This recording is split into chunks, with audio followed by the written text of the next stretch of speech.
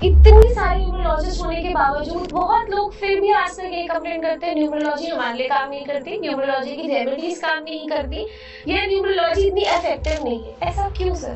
पहली चीज है कि एक तो आपका नाम जो है ना वो आपके डेट ऑफ बर्थ के साथ सिंक्रोनाइज करना जरूरी है। पिताजी का नाम जो है वो आपके नाम में बहुत ही इंपॉर्टेंट है, क्योंकि वो सपोर्ट का काम करता है। ये तीनों भी चीजें जो है ना वो आपके डेट ऑफ बर्थ पे आपके जो काम करना है, जो आपके डिजायर्स है, जो आपके सपने हैं, उससे सारा मिला जुला सिंक्रोनाइजेशन अगर नहीं होता है तो आपको रिजल्ट्स नहीं आते। इसी में सर बहुत सारे लोग ऐसा बोलते हैं कि अपना सरनेम नहीं छेड़ सकते आप, तो क्या ये सही है या गलत? मेरे कंसल्टेशन में तो आज के जो हमारे गेस्ट हैं, अगर मैंने अंक शास्त्री बोल दिया तो मुझे नहीं लगता आप में से ऐसा कोई होगा जिन्होंने अभी तक नहीं पहचाना होगा, क्योंकि मुझे ऐसा लगता है हमारे आसपास सिर्फ एक ही अंक शास्त्री है, बाकी तो न्यूमरोलॉजिस्ट हैं। तो आज के हमारे अंक शास्त्री पुरुषोत्तम सर, आपका बहुत बहुत स्वागत है कार्मिक करते हुए। बहुत बहुत धन्यवाद, बहुत बहुत आभार आपका मुझे वापस यहाँ पे बुलाने के लिए। Thank you very much. तो सर, जैसे कि मैंने बताया, मुझे बहुत सारे न्यूमरोलॉजिस्ट मेरे पास आते हैं, अंक शास्त्री हमारे पास एक ही है, तो ये बहुत ही प्यारा नाम है सर। बहुत इतनी सारे न्यूमरोलॉजिस्ट होने के बावजूद, इतनी सारी चीजों को बारे में पता होने के बावजूद, बहुत लोग फिर भी आज तक यही कंप्लेन करते हैं, न्यूमरोलॉजी हमारे लिए काम नहीं करती, न्यूमरोलॉजी की रेमेडीज काम नहीं करती, या न्यूमरोलॉजी इतनी इफेक्टिव नहीं है। ऐसा क्यों सर? बहुत अच्छा क्वेश्चन है आपका। देखिए, दिक्कत है कि न्यूमरोलॉजी है क्या, तो न्यूमरोलॉजी है आपकी लाइफस्टाइल। जो आपकी लाइफस्टाइल में आपने हर एक चीज करनी चाहिए। जो लोग आज मिसिंग नंबर की जो रेमेडीज दे रहे हैं ना, ये रेमेडीज अकॉर्डिंग टू आपकी लाइफस्टाइल होनी चाहिए। तो पहली चीज है कि एक तो आपका नाम जो है ना वो आपके डेट ऑफ बर्थ के साथ सिंक्रोनाइज करना जरूरी है। वो जहाँ पे आज के डेट में जो लोग कर रहे हैं वो बस कोई नंबर पे लेके आ रहे हैं, वो आप क्या चाहते हो उस हिसाब से आपका नाम सिंक्रोनाइज नहीं किया जा रहा। बस आपको कोई अल्फाबेट डाल रहे, कोई अल्फाबेट निकाल रहे, उसमें वो आपको सिंक्रोनाइजेशन करके दे रहे। इसमें जब डेप्थ में हम जाते हैं तो सबसे पहली चीज आती है, क्या आपका नाम का पहला अल्फाबेट आपके डेट ऑफ बर्थ को सुटेबल है? आप जो काम करने जा रहे हो, आपके जो डिजायर्स है, उसको वो सुटेबल है? ये चीज बहुत इंपॉर्टेंट है। फिर उसके बाद आप आगे क्या चाहते हो, फिर आपके फर्स्ट नेम के वाइब्रेशंस जो है वो वहां पे जाके वो आपके लिए वो काम कर रहे हैं क्या, वो आपको उस ट्रैवल पे, उस ट्रैक पे लेके जा रहे हैं क्या।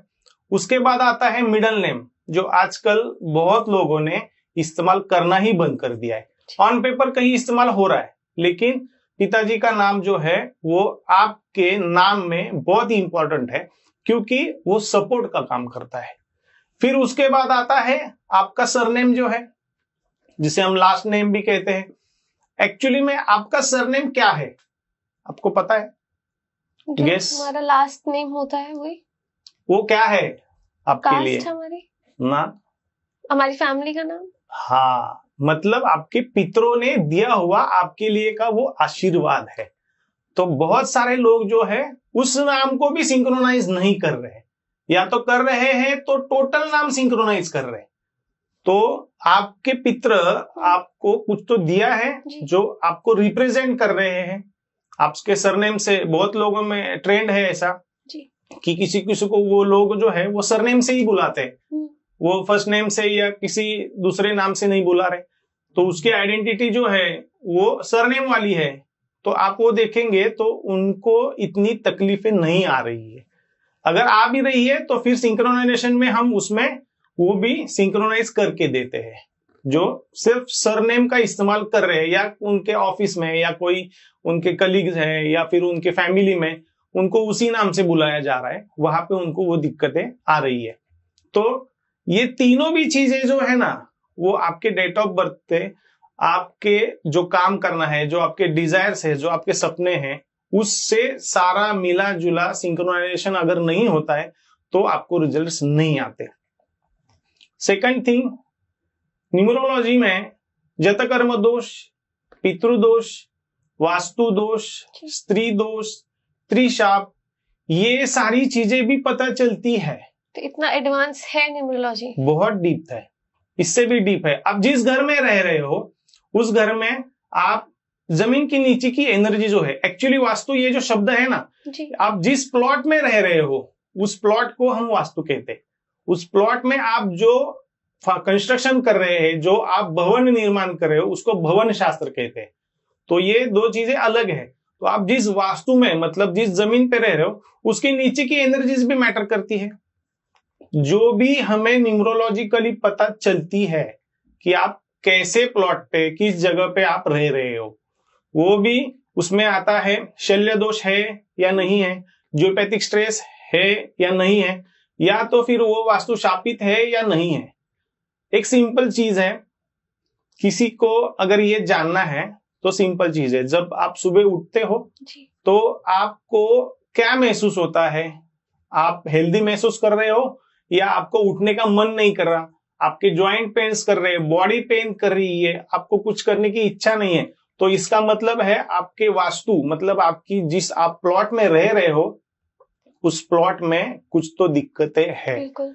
तो ये सारी चीजें हम न्यूमरोलॉजी से पता कर सकते हैं। तो सर आपने जैसे भी कुछ दोष के बारे में बात करी, बहुत एविडेंटली हम हमेशा ही कहते हैं जितने भी दोष हमारी कुंडलियों में होते हैं वो हमारे को एस्ट्रोलॉजी से पता चलते हैं। आज पहली बार ये पता चल रहा है कि न्यूमरोलॉजी से भी दोष पता लगाए जा सकते हैं। बहुत सारे लोग कहते हैं न्यूमरोलॉजी तो सिर्फ 1 से 9 तक अंक है, तो ये सारी दुनिया में कैसे बढ़ सकते हैं, बट आज आपने बताया कि इतनी डीप है कि ये आपकी लाइफ के इतनी डीप चीज को भी दर्शा सकती है। तो पहली बात तो ये दोष होते क्या है? सबसे पहला दोष है आपका जन्म हुआ है तो आपका पिछला जन्म भी या पिछला आपका बर्थ टाइम भी कुछ तो हुआ है, क्योंकि आप डायरेक्टली ह्यूमन बॉडी में नहीं आए हुए हैं। ये जो आपका सोल है वो ट्रेवल करते करते ही आपका आया है। शायद आप इसके पीछे आपके 500 जन्म हो चुके हो, फिर उसमें से 2 जन्म आपके मनुष्य योनि में हुए हो, तो आपने किसी भी जन्म में किसी भी योनि में आपने कुछ कर्म करे हैं, तो उस कर्मों में आपने कुछ चीजें गलत की है तो वो न्यूमरोलॉजिकली पता चलती है, जिसे हम जत कर्म दोष कहते हैं। जत कर्म दोष क्या है? गए जन्मों में किए हुए गलत कार्य, गलत हम उसको इन शॉर्ट में कहते हैं हमने पाप किए हुए हैं। तो उसमें हम एक सिंपल चीज बताते हैं, वो आइडेंटिफाई होने के बाद हम सीधे सीधे बोल देते हैं कि आपको अपना नाम चेंज करना है। मैंने आज तक मेरे 30,000 से ज्यादा से जो कंसल्टेशंस हुए हैं उसमें से 10,000 लोगों के ऑलमोस्ट नाम चेंज किए, क्योंकि गए जन्मों में किए हुए पापों की वजह से, गलत कर्मों की वजह से आप यहाँ पे वो भोगत रहे हो।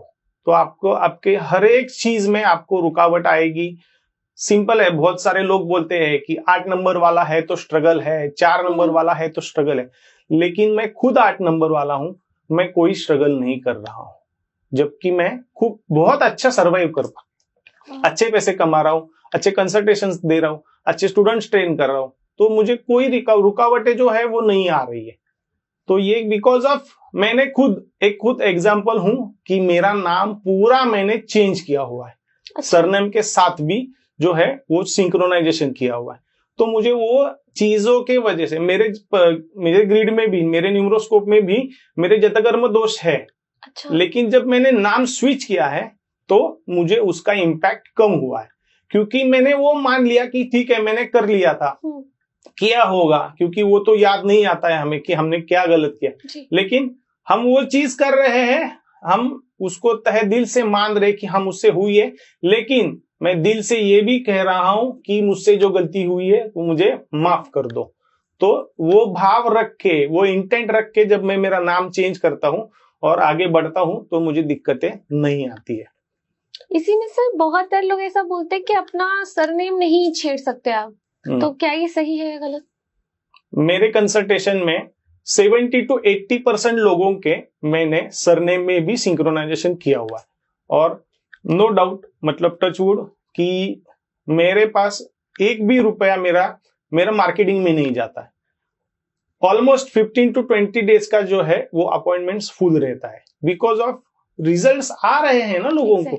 इसीलिए लोग एक कस्टमर कम से कम 10 लोगों को आज के डेट में बता रहा है, तो वो टचवुड उसी चीज की वजह से तो आ रहा है क्योंकि रिजल्ट आ रहे हैं। तो अगर ये ऐसा होता कि सरनेम में चेंज नहीं करना चाहिए, छेड़ना नहीं चाहिए, तो मैं तो बोल रहा हूँ 70-80% में वो चीज कर रहा हूँ, तो फिर इसको क्या कह सकते हैं?